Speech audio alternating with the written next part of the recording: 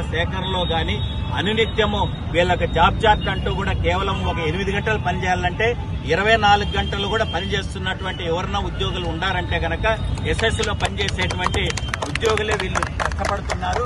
వీళ్లకు రెగ్యులర్ చేయాలని ప్రధానమైనటువంటి డిమాండ్. ప్రతిపక్ష నాయకుడిగా జగన్మోహన్ రెడ్డి గారు రెగ్యులర్ చేస్తామని హామీ ఇచ్చినారు. శాసన మండలిలో నేను అడిగినటువంటి ప్రశ్నకు రాతపూర్వకంగా నాటి పూర్వపు విద్యాశాఖ మంత్రి ఆదిమూలపు సురేష్ గారు అలాగే తప్పనిసరిగా ఎస్ఎస్సీలో పనిచేస్తున్నటువంటి అందరినీ రెగ్యులర్ చేస్తామని రాతపూర్వకంగా కూడా హామీ ఇచ్చినటువంటి అంశాన్ని కూడా ప్రభుత్వానికి గుర్తు చేస్తున్నాము. కాబట్టి ఈ రోజు రోడ్డుపైకి వచ్చేటువంటి పరిస్థితి ఉద్యోగులు కాదు, ప్రభుత్వమే కల్పించింది. మీరు ఏదైతే హామీ ఇచ్చినారో, ఏదైతే శాసన మండలిలో రాతపూర్వకంగా కూడా మీరు హామీ ఇచ్చినారో వీళ్ళందరినీ తక్షణం రెగ్యులర్ చేస్తూ ఉత్తర్వులు ఇవ్వడం తప్ప వేరే ప్రత్యాయం లేదు. ఇచ్చినటువంటి హామీని, రాతపూర్వకమైనటువంటి హామీని నిలబెట్టుకోవాలని, లేదంటే ఈ ఆందోళన ఉధృతమవుతుంది.